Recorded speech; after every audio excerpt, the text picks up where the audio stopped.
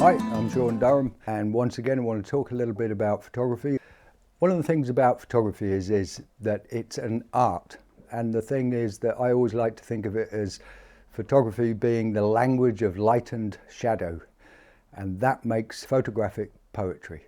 You know, we all seek some sort of personal style, and I think style is very, very much connected to our attitude and our inherent personality, or the personality we have developed. Photography is a very special subject. It's a very practical subject, that's for sure, and it allows people to take a camera, go out and take photographs as they please, of whatever they please, for good or bad. You might get yourself a camera, you might start taking photos, quite pleased with what you're doing, but in the end you might have to sit down and just take a look and think twice about what it is you're doing and wonder, what should I focus on? What should I concentrate on when I'm out there taking photos? Well, the first thing is, in photography, I think all photographers would agree with me, is really study light. Even in street photography, think of light and shadows. Something I learned a long time ago, and that is really not long after getting a camera, a digital camera that is. It's so easy to go out there and use it as if it's a static machine gun and start taking tons of photos. And then you get back home and you sit down at the computer and start uploading them and then post-processing them. And boy, do you have a lot of work to do. And most of it was pointless, all these photographs.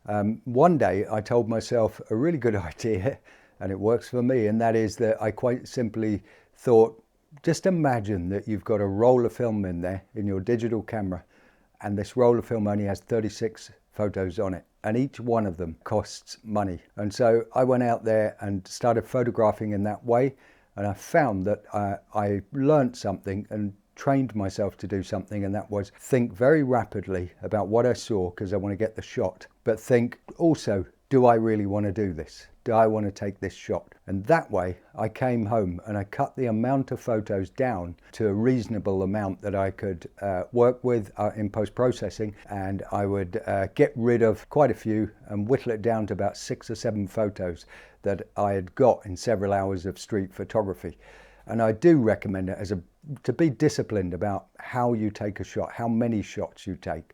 You don't really want to come back with 400, 500, 600 shots. There's no art in it, no fun in it when you go out there and think, all I have to do is take tons and tons of shots and one of them might be good. The last thing I would do is actually, expect people to get into the idea of navel gazing about their photos, thinking too deeply about them, because I don't really actually buy that stuff. When I was younger, I spent way too much time thinking very deeply about art and very deeply about the art I made.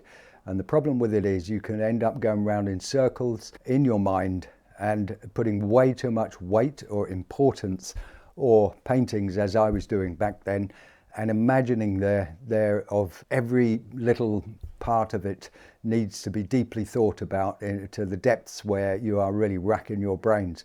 That's not a learning process. It teaches you something about the human brain, and that is that we think intellectually, and it's also how we look at photographs.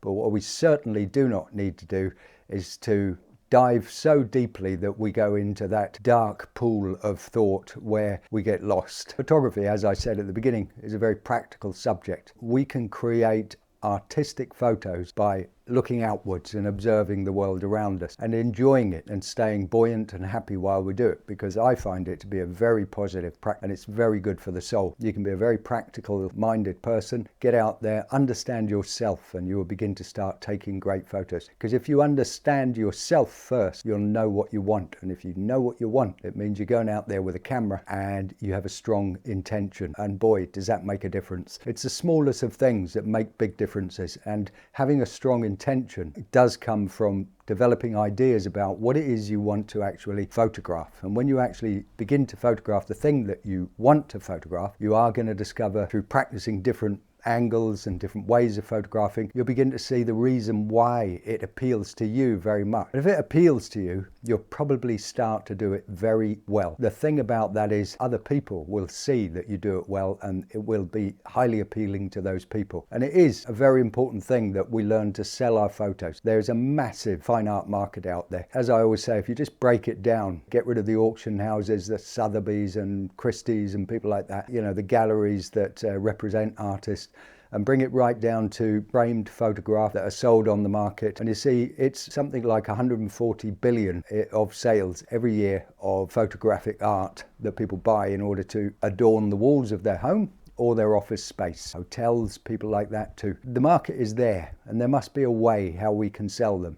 And there is, marketing. I'm one of these people who loves to ponder a point if it's worth pondering. And I'll find out in the doing. In the same way as when I go out and take photographs, I'll stop and I'll look at a building and watch people walk past, look at the shadows, the light. It's winter right now, so once again, fairly flat light, so it's tough. You know, when you take the time to think about what you're looking at, you will see more. And when you begin to see more, you've trained yourself to think in terms of light and shadow, reflections, it's then you realize that it's a visual poetry that we're trying to capture. It is those moments in life that other people miss and wish they had seen, but we're the people who go out there, and we go out there and find those little moments in life. Maybe architecture and people combined together create a very interesting composition, color, light, shadow, winter or summer. We show the world what they have missed, and they're lucky that we go out there and do that. The practice of it, like I say, is very practical. A lot of street photographers, they go out, they have a great time, and they spend months doing street photography. And then they get to a point and they start thinking they're getting bored, and they think it has something to do with the city they live in, and they call it boring, or they keep returning to the same places and they think that that's why they're bored. It might be a solution to go to some other city and have a look there. You forget to look at all the things that make a great composition, that make a really lovely frame for a shot. And the very first thing is light and shadow. Secondly, look for leading lines, and always seek the leading lines in your frame. When you look more deeply, just that little bit more deeply, what you will see is that cities and towns and villages as well, they're all built on the basis of squares and lines and perspectives in order to make it interesting. Architecture isn't only one building.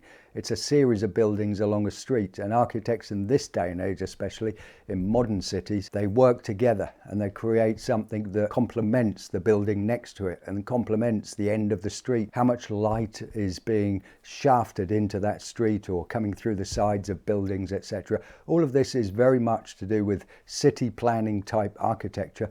And when we look down a street in a city, we realize it's full of squares and lines and circles and triangles. And all of these things make up all the composition that we're looking at. And we have to make sense of it and turn it into something very beautiful. The way we do that, firstly, is look at those leading lines and you've got something strong in the actual composition. Secondly, how are the shadows hitting it?